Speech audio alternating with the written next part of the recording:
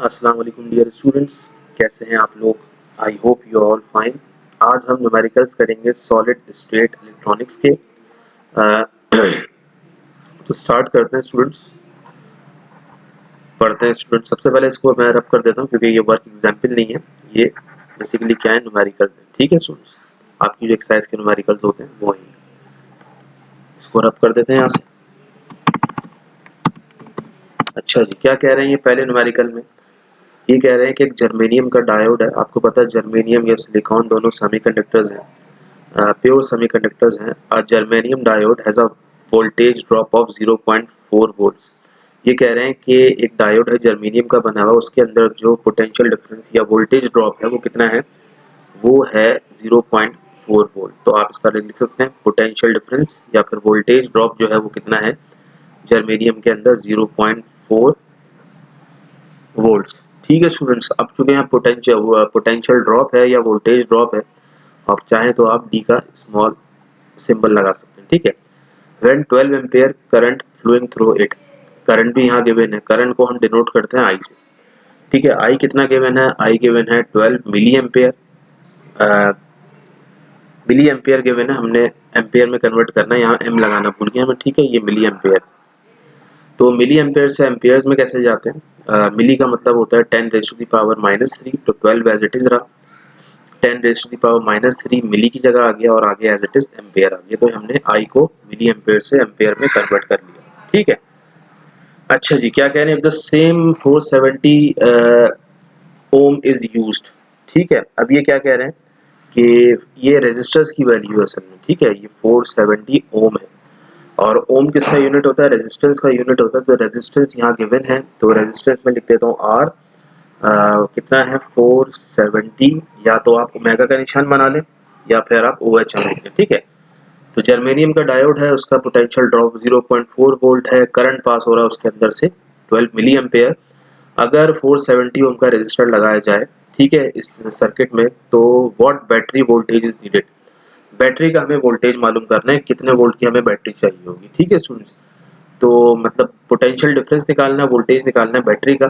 तो आप लिख सकते हैं यहाँ पे वीबी या फिर वीएस भी लिख सकते हैं आप। ठीक है, क्योंकि वीएस का मतलब होता है सोर्स, जहाँ से वोल्टेज आ रहा है, दोनों लिख सकते हैं हम। ठीक है, तो ये हमें मालूम करना है। तो स्टूडेंट्स, हमें पता है कि टोटल वोल्टेज जो बैटरी का होता है वो निकालने का फॉर्मूला होता है VS is equals to potential drop, मतलब जर्मेनियम वाले डायोड में से कितना वोल्टेज ड्रॉप हो रहा है, ठीक है, प्लस वी। अच्छा जी, वी कौन सा है? ये वी है रेजिस्टेंस का, मतलब रेजिस्टेंस जो ये दिया हुआ था ना आपके सामने, जो रेजिस्टेंस की वैल्यू दी हुई है 470 ओम, इसके अक्रॉस कितना पोटेंशियल ड्रॉप हो रहा है वो हमने इस तरह लिख दिया। और आपको पता है किसी भी रेजिस्टर के अंदर से जब हम वोल्टेज निकालते हैं तो उसका फॉर्मूला होता है V is equals to I R. तो इसकी जगह मैंने पुट कर दिया V is equals to I R. अब हम वोल्टेज निकाल रहे हैं बैटरी का, सोर्स का। Voltage of source is equals to V D.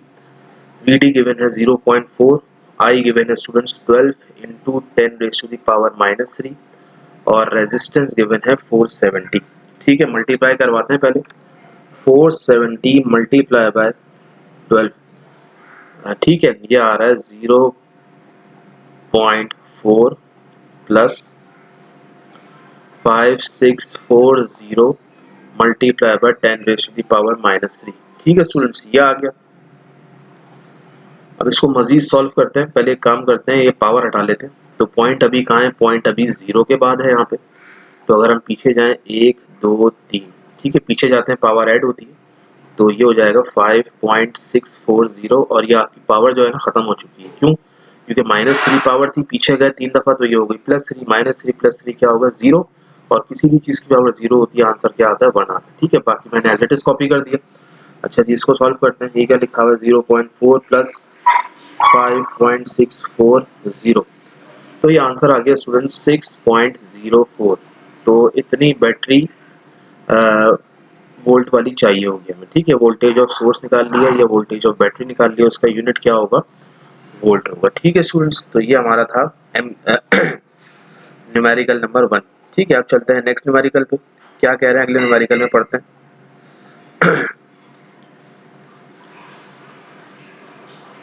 A semiconductor laser has a peak emission wavelength of, ठीक है, ये कह रहे हैं सेमीकंडक्टर है, उसकी जो सबसे ज़्यादा से ज़्यादा वेवलेंथ है वो है 1.55 माइक्रोमीटर, और वेवलेंथ को हम क्या कहते हैं, लैम्डा से डिनोट करते हैं, तो 1.55 माइक्रोमीटर। ठीक है, अब माइक्रोमीटर से मीटर में जाने के लिए क्या करेंगे, 1.55 micro means 10 raise to the power -6 और आगे आ गया मीटर। ठीक है, अच्छा जी, क्या निकालना है, find its band gap in electron volt, energy band gap निकालना है बेसिकली। तो यहाँ पे एनर्जी निकालना है, ठीक है, बैंड गैप एनर्जी, तो ये आ गया। अच्छा जी, किस में निकालना है, इलेक्ट्रॉन वोल्ट्स में निकालना है, ये याद रखिएगा, इलेक्ट्रॉन वोल्ट्स में हमें निकालना है। तो एनर्जी बैंड गैप का अगर फॉर्मूला याद हो आपको, तो ये हो जाएगा energy band gap is equals to hc upon lambda. अब h क्या है, h प्लांक कांस्टेंट है, और प्लांक कांस्टेंट की वैल्यू होती है 6.63 10 raise to the power -34 joule second. ठीक है, अच्छा जी, दूसरा क्या है, दूसरा है c कहते हैं speed of light 3 × 10 raise to the power 8 metre पर सेकंड। ठीक है स्टूडेंट्स, अच्छा जी, सॉल्व करते हैं। अच्छा, अब वैल्यूज पुट करते हैं स्टूडेंट्स। अब हमें बैंड गैप एनर्जी निकालनी है, तो Eg एज इट इज आ गया, h की जगह आ गया 6.63 10 raise to the power -34, c की जगह आ गया 3 × 10 रेज़ टू द पावर 8, इसी तरह लैम्डा की जगह आ जाएगा 1.55 10 रेज़ टू द पावर -6। सबसे पहले न्यूमरेटर का सॉल्व करते हैं, 6.63 मल्टीप्लाई बाय 3, तो ये आ गया 19.89, 19.89 10 की पावर -34 और +8, ये हो जाएगा -26। ठीक है, नीचे क्या है, नीचे वेवलेंथ की वैल्यू है। अब डिवीजन कराते हैं इसकी, तो ये कराएंगे हम 19.89 डिवाइडेड बाय 1.55, तो ये आ रहा है 12.83। तो यहाँ लिख देता हूँ मैं 12.83 into 10 raise to the power -26 था, नीचे वाला 6 जो है माइनस का ऊपर जाकर प्लस हो गया, तो ये हो जाएगा 12.83 into 10 raise to the power -20। ठीक है स्टूडेंट्स, अच्छा जी, तो ये तो आंसर आया किसमें, जूल में आंसर आया एनर्जी बैंड गैप का, यहाँ मैं लिख देता हूँ एनर्जी बैंड गैप का आंसर आ गया ये। ठीक है, अच्छा जी, अब क्या करें, अब यही आंसर हमें चाहिए इलेक्ट्रॉन वोल्ट्स में। अगर आपने पुरानी वीडियोस देखी हो सेकेंड ईयर की मेरी, तो उसमें बताया था मैंने कि जब भी जूल से इलेक्ट्रॉन वोल्ट में कन्वर्ट करते हैं, तो चार्ज ऑफ इलेक्ट्रॉन से आप डिवाइड करा दें। ठीक है, चार्ज ऑफ इलेक्ट्रॉन कितना होता है, चार्ज ऑफ इलेक्ट्रॉन होता है 1.6 into 10 raise to the power -19, तो ये हो जाएगा 12.83 10 raise to the power -20, divide करा दिया हमने 1.6 10 रेज़ टू द पावर -19 से, इसको डिवाइड करा था 12.83 डिवाइडेड बाय 1.6, तो ये आ रहा है 8.01। ठीक है स्टूडेंट्स, ये आ रहा है 8.01, तो मैं यहाँ लिख देता हूँ 8.01 into 10 raise to the power -20 था, ऊपर जाके -19 प्लस हो गया, ये एज इट इज, तो ये हो गया 8.01 10 रेज़ टू द पावर -1, और अगर मैं पॉइंट को पीछे लेके जाऊं तो ये हो जाएगा 0.80। ठीक है, और पावर आपको पता खत्म हो जाएगी, क्योंकि -1 पावर थी, पीछे लेके गया +1 हो गई, तो प्लस माइनस कैंसिल होगा सब। तो ये हमने निकाल लिया, क्या निकाला है, एनर्जी बैंड गैप, और यूनिट क्या आएगा इसका, इलेक्ट्रॉन वोल्ट। तो स्टूडेंट्स, इलेक्ट्रॉन वोल्ट में कन्वर्ट करने के लिए क्या करना है आपको, ये मैंने आपको बता दिया, डिवाइड कराना है चार्ज ऑफ इलेक्ट्रॉन से। ठीक है, अच्छा जी, नेक्स्ट क्वेश्चन देखते हैं क्या कह रहे हैं। Calculate the current through 48 ohm resistor. ठीक है, यहाँ सर्किट दिया हुआ है, आपके सामने दो डायग्राम शो हो रही हैं। ये जो दिया हुआ है, ये देखें, आप बुक में भी देख सकते हैं अगर आपके पास बुक है, तो ये रेजिस्टर है, इसके अक्रॉस क्या निकालना है, करंट निकालना है। ठीक है, तो सबसे पहले मैं लिख लेता हूँ यहाँ पे, करंट मालूम करना है, इसको हम आई कहते हैं, और किसके अक्रॉस मालूम करना है, उसकी रेजिस्टेंस भी दी हुई है रेजिस्टर की 48 ओम्स। अच्छा जी, assume the diodes to be of silicon and forward resistance of each diode is 1 ohm। अच्छा, यहाँ पे जितने भी डायोड्स दिए हुए ना आपके सामने, एक ये रहा डायोड, ये रहा डायोड, एक ये रहा, चारों किसके बने हुए, सिलिकॉन के बने हुए। ठीक है, और उनकी जो फॉरवर्ड रेजिस्टेंस है वो कितनी है, 1 ओम है। ठीक है, अच्छा जी, अब इसको देखते हैं कैसे होगा ये। अब देखिए ये वोल्टेज है, ये बैटरी है, वोल्टेज जब ऐसे पास होगा ऐसे जाएगा, ठीक है, ये ऐसे जाएगा। अब देखें वोल्टेज फर्स्ट करेंगे, ये बड़ी लाइन जो है ये प्लस की है, फिर ये छोटी लाइन माइनस की। अब ये पॉजिटिव वोल्टेज निकला है यहाँ से, ये पॉजिटिव वोल्टेज ऊपर गया ऊपर गया ऊपर गया, तो यहाँ आया। तो जब डायोड को देखा ना, ये डायोड है आपके सामने, यहाँ मैं यहाँ बना देता हूँ, ठीक है। ये डायोड का हिस्सा जो होता है पॉजिटिव होता है और ये वाला हिस्सा नेगेटिव होता है। तो पॉजिटिव वोल्टेज जब पॉजिटिव से टकराएगा डायोड के, तो दोनों एक दूसरे को रिपेल करेंगे और रिपेल करने की वजह से यहाँ से करंट फ्लो हो जाएगा, और इस प्रोसेस को कहते हैं फॉरवर्ड बायसिंग।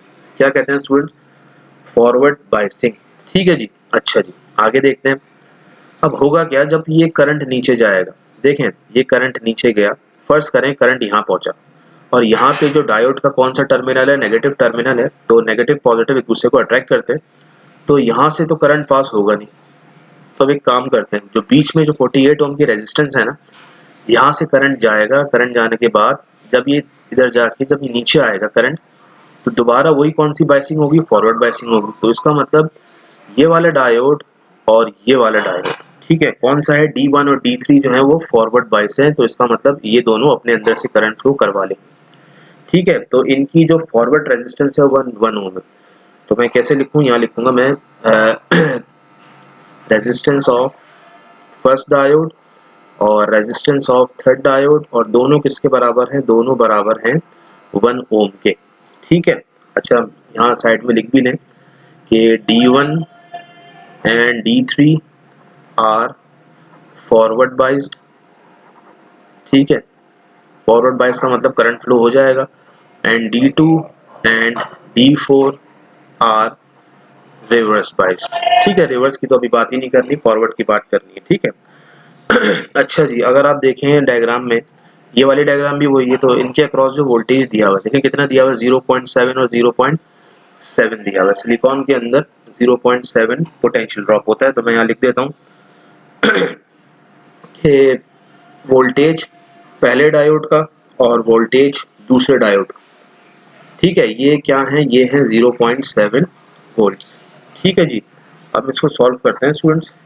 अब सॉल्व करने का तरीका, हमें तो करंट मालूम करना है, और करंट का जो सिंपल फॉर्मूला है, करंट का फॉर्मूला है V is equal to I R, ohm's law, और यहाँ V के नीचे R आ जाएगा, तो I अकेला रह जाएगा।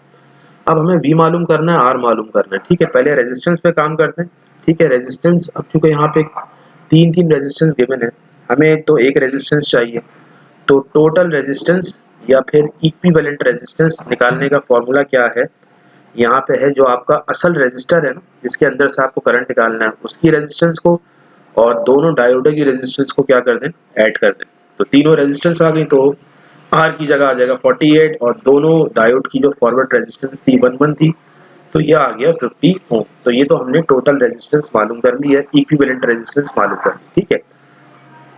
अब सवाल पैदा होगा वोल्टेज का क्या करें। तो वोल्टेज तो अगर आप यहाँ से देखें, बैटरी कितने वोल्ट दे रही है, वोल्टेज बैटरी दे रही है 10 वोल्ट्स, यहाँ नजर आ रहा होगा आपको, ब्लर नजर आ रहा है थोड़ा। और इनके अक्रॉस कितना पोटेंशियल ड्रॉप हो रहा है स्टूडेंट्स, इनके अक्रॉस जो हो रहा है 0.7, और दूसरे के अक्रॉस भी 0.7 पोटेंशियल क्या हो रहा है, ड्रॉप हो रहा है। तो हम कैसे निकालें टोटल वोल्टेज, जो रिमेनिंग वोल्टेज है हमारा, तो उसका फॉर्मूला कुछ इस तरह से लिखेंगे वोल्टेज इज इक्वल्स टू, अच्छा जो टोटल वोल्टेज है ना जो बैटरी दे रही है, तो वो तो दे रही है 10 वोल्ट, तो 10 वोल्ट हमने लिखा, ठीक है, और माइनस करा दिया किसके वोल्टेजेस को, डायोड के वोल्टेजेस। डायोड के वोल्टेजेस क्या थे, डायोड के वोल्टेजेस था पहले का 0.7 और दूसरे का भी था 0.7, तो ये हो जाएगा 10 माइनस 1.4, और 10 माइनस 1.4 होता है 8.6। तो इस वोल्टेज पे हमें वर्किंग करनी है, ठीक है, ये हमारा रिमेनिंग वोल्टेज है। अब पुट कर देते हैं, तो I is equals to V upon R, मैंने बताया आपको फॉर्मूला होता है, V की जगह आ गया 8.6 और इसकी जगह आ गया 50, तो कैलकुलेट करते हैं 8.6 डिवाइडेड बाय 50, 0.172, तो करंट आ गया स्टूडेंट्स 0.172, ठीक है जी। और करंट की यूनिट क्या होती है आपको पता है, एम्पेयर, तो ये एम्पेयर में हमारा आंसर आ गया, ठीक है। अच्छा जी, नेक्स्ट देखते हैं, फाइंड द वोल्टेज VA। अच्छा जी, यहाँ भी एक सर्किट डायग्राम बनी हुई है, और ये जो पॉइंट है ना जिसको हमने वोल्टेज ए बोला हुआ है, इस पॉइंट पे हमें वोल्टेज निकालना है, ठीक है। वी ए मतलब voltage at point A in the circuit in figure 1 use simplified form, ठीक है जी। अब चूंकि यहाँ पे हमें क्या मालूम करना है, हमें मालूम करना है वोल्टेज, तो उसके लिए हमें पहले डायग्राम देखनी पड़ेगी स्टूडेंट्स के डायग्राम में हमसे क्या कहा गया, ठीक है। क्या आपके सामने दो डायग्राम बनी हुई है स्टूडेंट्स, दोनों एक ही हैं। अब देखते हैं इसके बारे में लिखते हैं। तो वोल्टेज निकालना है हमें, किधर निकालना है, पहले पॉइंट पे निकालना है जो ए पॉइंट नाम दिया हुआ है, तो वोल्टेज निकालना है ए पॉइंट पे, ठीक है। अच्छा, और क्या है, टोटल वोल्टेज जो बैटरी प्रोवाइड कर रही है, यहाँ से देख कितना एंटर हो रहा है सर्किट में, वो हो रहा है टोटल वोल्टेज हो रहा है 20 वोल्ट्स, ठीक है। अच्छा 20 वोल्ट्स। अगर हम यहाँ देखें तो यहाँ जर्मेनियम की वैल्यू दी हुई है कि जर्मेनियम में कितना जो है वोल्टेज ड्रॉप हो रहा है, ठीक है 0.3 वोल्ट। तो यहाँ मैं लिख सकता हूँ वोल्टेज ड्रॉप जो हो रहा है जर्मेनियम में वो हो रहा है 0.3 वोल्ट। इसी तरह अगर सिलिकॉन की तो वैल्यू यहाँ पे गिवन नहीं, तो सिलिकॉन की वैल्यू आपको पता होना चाहिए, बल्कि इनको देनी चाहिए थी कि वोल्टेज ड्रॉप जो होता है सिलिकॉन में, जो अभी लास्ट क्वेश्चन में भी बताया था, आमतौर पे है 0.7 वोल्ट, ठीक है। ये दोनों डायोड्स में से वोल्टेज ड्रॉप है, ठीक है। अच्छा जी, एक रेजिस्टेंस नीचे लगा हुआ है, कितना लगा हुआ है 3 k ओम का, तो रेजिस्टेंस निकालना है 3 किलो ओम का लगा हुआ है, ठीक है जी। अच्छा जी, अब इसको सॉल्व करते हैं, देखते हैं कैसे सॉल्व होगा ये। तो पहले तो वोल्टेज पे आ जाते हैं स्टूडेंट्स के वोल्टेज कैसे निकालें, यहाँ पे इतने सारे वोल्टेज गिवन हैं, तो बहुत आसान तरीका है इसका। तो पहले तो ये समझें, जब ये करंट अंदर से ऐसे आएगा तो करंट पास होगा यहाँ से जर्मेनियम से, क्यों, क्योंकि जर्मेनियम का जो वोल्टेज ड्रॉप है वो 0.3 वोल्ट है, कम है, और सिलिकॉन का जो वोल्टेज ड्रॉप है वो 0.7 है। तो जहाँ से वोल्टेज ड्रॉप कम होता है वहाँ से करंट फ्लो हो जाता है, ठीक है। तो एक काम करें, तो वोल्टेज निकालना है हमें ए पॉइंट का कि कितना ड्रॉप हो रहा है। तो इसका जो कुछ फॉर्मूला बनेगा कुछ इस तरह से बनेगा, मतलब टोटल वोल्टेज जो है वो बराबर है किसके, वोल्टेज एट पॉइंट ए, यहाँ से जो वोल्टेज जा रहा है, और जर्मेनियम का जो वोल्टेज है, ठीक है। हमने सिलिकॉन को अभी डिस्टर्ब नहीं किया क्योंकि बताया था करंट जो पास होगा वो जर्मेनियम से होगा क्योंकि उसका वोल्टेज कम ड्रॉप होता है। अब हमें निकालना है वी ए मतलब वोल्टेज एट पॉइंट ए, तो वी टी मतलब टोटल वोल्टेज, यहाँ माइनस कर दें आप जर्मेनियम के वोल्टेज को और यहाँ रह जाएगा वी ए। तो टोटल वोल्टेज था 20 और जर्मेनियम का कितना था 0.3। तो इसको अगर आप माइनस करें तो इसका आंसर आएगा voltage at point A is equals to 19.7, और वोल्टेज का यूनिट क्या है स्टूडेंट्स, वोल्टेज का यूनिट वोल्ट होता है, ठीक है जी। ये हो गया क्वेश्चन। अब इस तरह के सवाल ये आते नहीं है क्योंकि ये डायग्रामेटिक सवाल है, फर्स्ट ईयर इंटर लेवल के जो क्वेश्चन हैं ज़्यादातर वैसे ही आते हैं जो बगैर डायग्राम के होते हैं, ठीक है। अच्छा जी, क्या कह रहे हैं, आसान सवाल है, ट्रांजिस्टर का क्वेश्चन है। In a common base connection I E is equals to, अब ये कह रहे हैं आई ई का मतलब इमीटर के अंदर कितना करंट है, तो वो है 1 मिली एम्पेयर, ठीक है। आई सी मतलब कलेक्टर के अंदर, आपको पता है कलेक्टर, एमिटर और बेस ये तीन कंपोनेंट्स होते हैं ट्रांजिस्टर, तो ये हो गया 0.95 milli amperes. Find the value of I B, base में से कितना करंट पास हो रहा है, ठीक है। बहुत आसान सवाल है, इसका अगर आपको फॉर्मूला पता हो, बस ट्रांजिस्टर का टॉपिक अगर पढ़ा हो तो उसका फॉर्मूला होता है emitter current is equals to collector current plus base current. बहुत आसान है, देखें हो गया, I E as it is रहा, माइनस यहाँ हो गया आई सी, और यहाँ अकेला रह गया आई बी, ठीक है जी।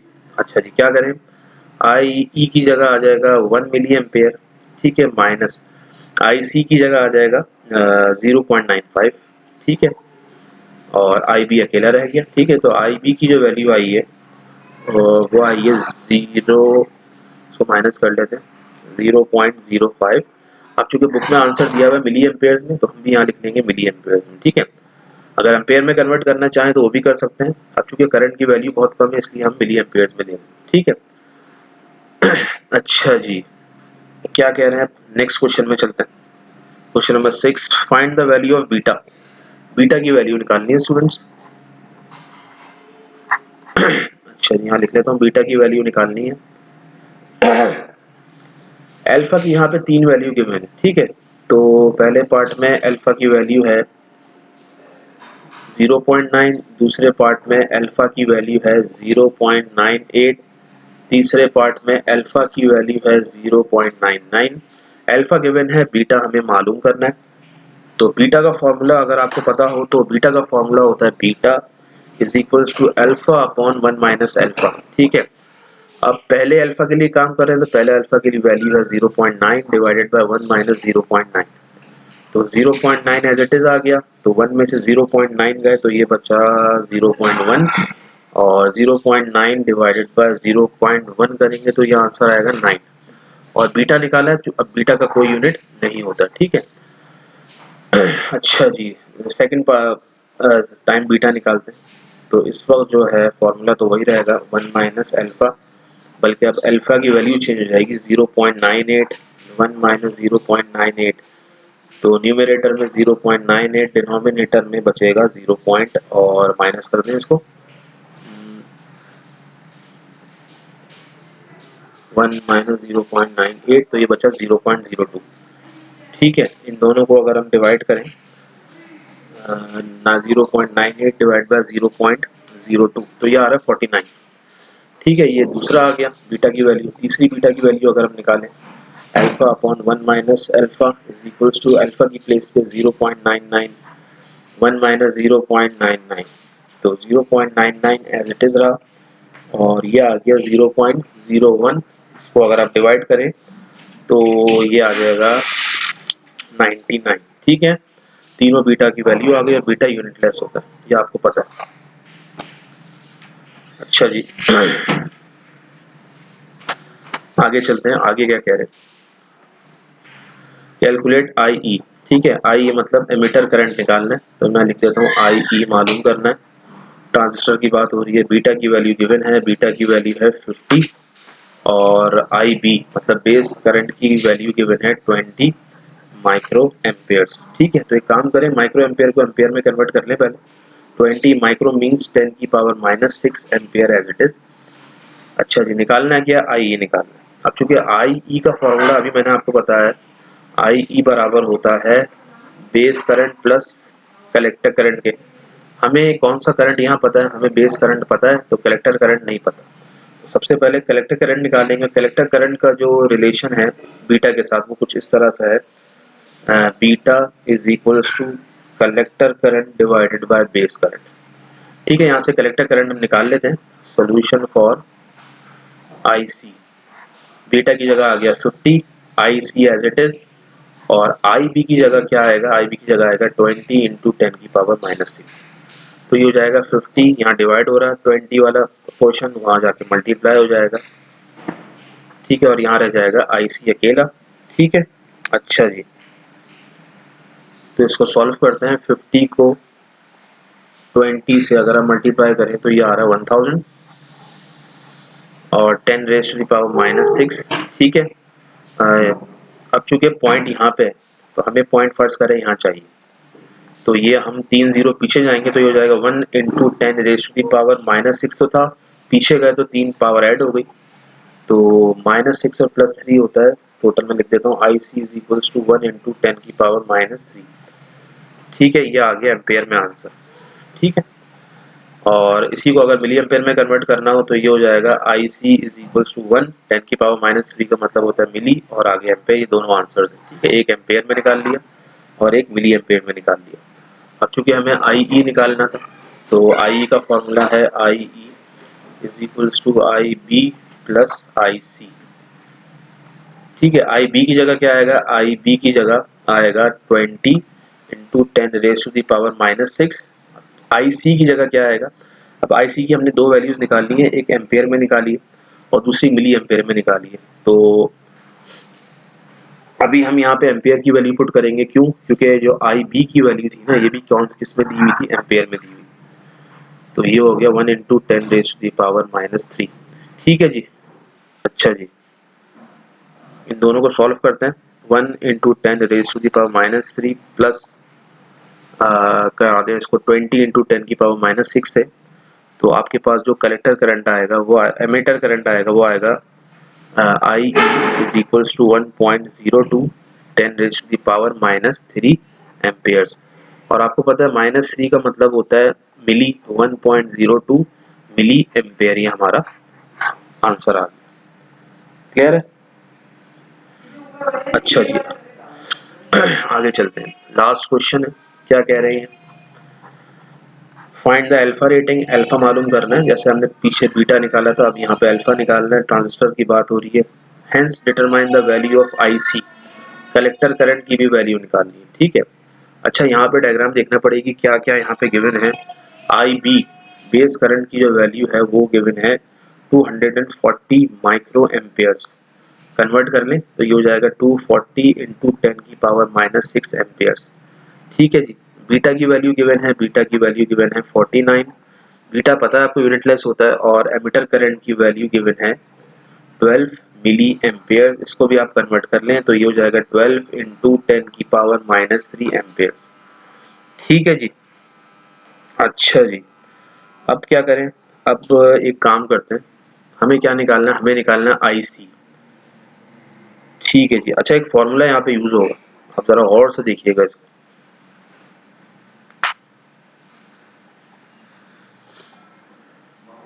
बीटा का फॉर्मूला है जो हमने पहले भी यूज किया था, beta is equals to collector current divided by base current. ठीक है जी। अच्छा जी, ये क्या करें? अब बीटा की जगह क्या पुट होगा? बीटा की जगह हो जाएगा पुट 49। आईसी की जगह क्या पुट होगा? आईसी मालूम करना है। और आई बी की जगह क्या पुट होगा? आई बी की जगह पुट होगा 240 10⁻⁻6। ये डिवाइड हो रहा है, वहाँ 49 के पास जाके क्या हो जाएगा? एक मिनट इसको रब कर देता हूँ। 49 मल्टीप्लाई बाय 240 इंटू 10⁻⁻6, तो ये आईसी निकल जाएगा। तो इसको सॉल्व करें, तो इसको सॉल्व कर लेते हैं। ये आ रहा 49 मल्टीप्लाई बाय 240 11760 11760 10⁻⁻6। ठीक है जी। अब पॉइंट यहाँ है, पॉइंट हम खत्म करना चाह रहे हैं 1 2 3 4 5 6। ठीक है, तो ये हो जाएगा 0.01176 और पावर तो आपको पता है खत्म हो गई। तो ये हमारे पास आंसर किसका आया? ये आंसर आ गया हमारे पास कलेक्टर करंट का एम्पियर में।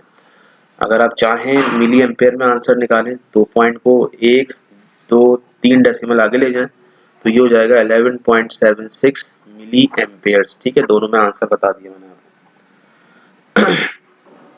अच्छा जी, आगे क्या करें?